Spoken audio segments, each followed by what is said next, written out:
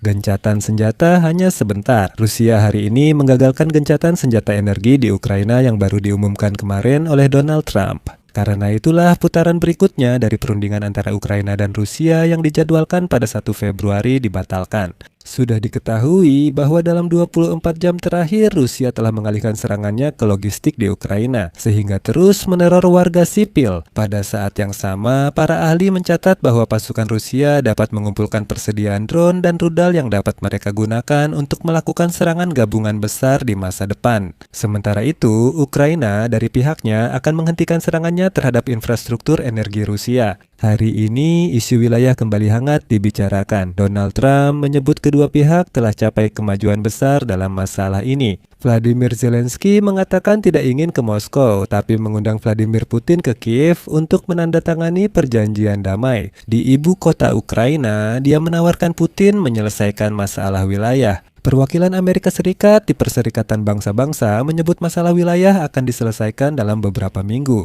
Jadi, mari kita sistematisasikan semua berita ini ke dalam satu penjelasan logis dan kita bahas semua hal yang berkaitan dengan gencatan senjata energi dan negosiasi damai itu sendiri. Nama saya Alexei Peci, mari kita bahas topik ini bersama-sama. Namun sebelum kita mulai, saya mohon Anda untuk berlangganan saluran ini, beri suka pada episode ini, dan tulis komentar Anda di bawah video ini. Juga jangan lupa untuk mengikuti saluran Telegram saya, Peci News. Tautan ada di deskripsi video, kami segera mempublikasikan berita terbaru di sana. Berikut pembahasannya. Donald Trump menyatakan hari ini ada kemajuan besar dalam negosiasi mengakhiri perang Rusia-Ukraina. Trump mengomentari gencatan senjata energi Ukraina-Rusia dan menekankan apresiasinya atas tidak adanya serangan Rusia ke sektor energi Ukraina hingga kini. Beberapa jam kemudian, berikut kutipannya, saya mengatakan bahwa Rusia untuk sementara tidak melakukan penembakan karena cuaca yang sangat dingin. Kami meminta Presiden Putin apakah mereka bisa menghentikan penembakan selama seminggu dan dia setuju dengan itu. Kami sangat menghargai hal ini. Mengenai negosiasi untuk penyelesaian perang di Ukraina, putaran berikutnya saya tekankan harus diadakan pada 1 Februari di Abu Dhabi. Dan seperti yang dinyatakan oleh Menteri Luar Negeri Amerika Serikat Mark Rubio, diperkirakan hanya dua negara yang akan berpartisipasi dalam negosiasi tersebut, yaitu Ukraina dan Federasi Rusia, jadi tidak akan ada lagi mediator dari Amerika. Sudah ada sinyal negosiasi ini digagalkan Rusia. Kemudian, gencatan senjata energi juga dikonfirmasi oleh Volodymyr Zelensky, meskipun tidak ada kesepakatan yang benar-benar ditandatangani. Dan di sini, pihak Rusia langsung menggagalkan gencatan senjata tersebut. Juru bicara diktator Rusia, Dmitry Peskov, mengonfirmasi persetujuan Federasi Rusia atas gencatan senjata energi hingga 1 Februari. Kremlin melakukan ini, katanya, untuk menciptakan kondisi yang menguntungkan bagi negosiasi. Perlu dicatat, Donald Trump sudah 2 kali menegaskan gencatan senjata energi hanya berlaku 1 minggu, bukan sampai 1 Februari. Setelah gencatan senjata energi berakhir, Ukraina akan menghadapi suhu hingga minus 28 derajat dan Rusia kemungkinan melanjutkan serangan saat musim dingin puncak. Lebih dari itu, Zelensky menyatakan bahwa selama periode yang disebut gencatan senjata energi, tentara Rusia mengalihkan serangan ke logistik dan berikut kutipannya.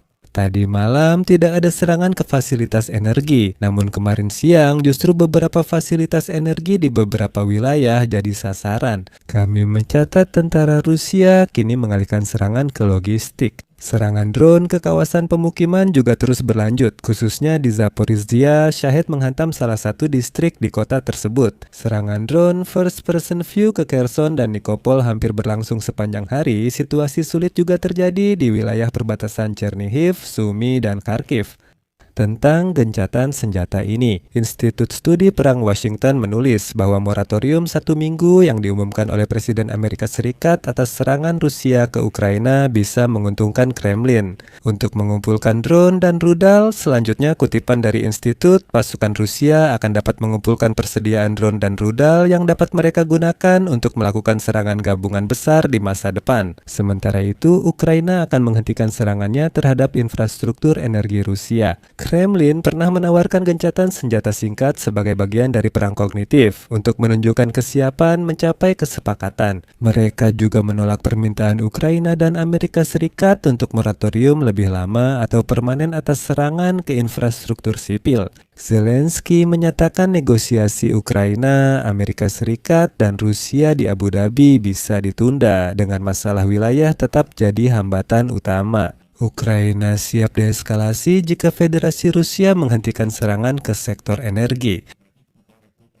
Di episode ini, saya akan menyampaikan poin utama pertemuan Vladimir Zelensky dengan jurnalis hari ini. Pembahasan khususnya akan ada di episode terpisah. Zelensky mengatakan, jika Rusia tak serang sektor energi kita juga tak akan serang sektor energi mereka. Wilayah dan pembangkit listrik tenaga nuklir Zaporizhzhia merupakan satu masalah. Pertemuan dengan Putin di Moskow tidak mungkin, jadi biarkan dia datang ke Kiev.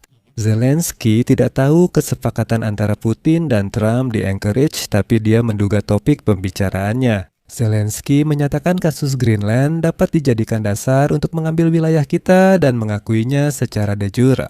Zelensky menegaskan rencana perdamaian perlu ditandatangani presiden. Namun menurut Zelensky, Rusia tetap tidak akan tenang dan setidaknya akan melakukan perang hibrida untuk menghalangi Ukraina bergabung dengan Uni Eropa. Ngomong-ngomong soal negosiasi tentang wilayah, apakah Ukraina dan Rusia bisa mencapai kesepakatan soal masalah wilayah akan segera diketahui dalam beberapa minggu ke depan. Pernyataan ini disampaikan Duta Besar Amerika Serikat untuk NATO, Matthew Whitaker. Dia yakin berdasarkan laporan delegasi yang dia lihat, semuanya bermuara pada masalah wilayah dan sudah ada kemajuan dalam pembahasan tersebut. Dan di akhir, saya akan menyampaikan satu berita yang sangat-sangat penting dan sangat menunjukkan situasi. Masih ingat kemarin Menteri Luar Negeri Rusia Sergei Lavrov menegaskan Kremlin menolak jaminan keamanan untuk Ukraina yang dibuat Amerika Serikat dan sekutunya? Katanya, jika Barat tetap mempersenjatai dan mendukung tentara Ukraina, seperti kata Lavrov, rezim Kiev disatirkan Moskow dan kami tidak setuju. Untungnya saat Lavrov bicara, Washington langsung bertindak sesuai rencana. Hari ini di situs web Pentagon muncul berita yang sangat penting. Amerika Serikat telah menandatangani kontrak untuk perbaikan dan pemeliharaan jet tempur F-16 Ukraina di Belgia yang akan berlaku hingga tahun 2029. Kontrak ini mencakup pemeliharaan teknis F-16 tingkat menengah hingga tinggi, termasuk mesin dan dukungan material untuk Ukraina. Total kontraknya hampir 250 juta dolar. Lavrov bisa menentang, namun kesepakatan Ukraina dan mitranya tetap berjalan. Di sini saya akhiri dengan titik-titik. Tulis pendapat dan kesimpulan di kolom komentar. Jangan lupa subscribe, tekan lonceng, dan beri like. Teman-teman, jika episode ini bermanfaat, Anda dapat mendukung channel YouTube ini lewat donasi atau berlangganan di tautan yang tersedia. Di deskripsi video ini juga tertulis dukung channel. Silakan pilih format yang paling nyaman untuk Anda. Saya akan sangat berterima kasih atas dukungan apapun dari Anda. Itu saja untuk sekarang. Jaga diri Anda. Sampai jumpa.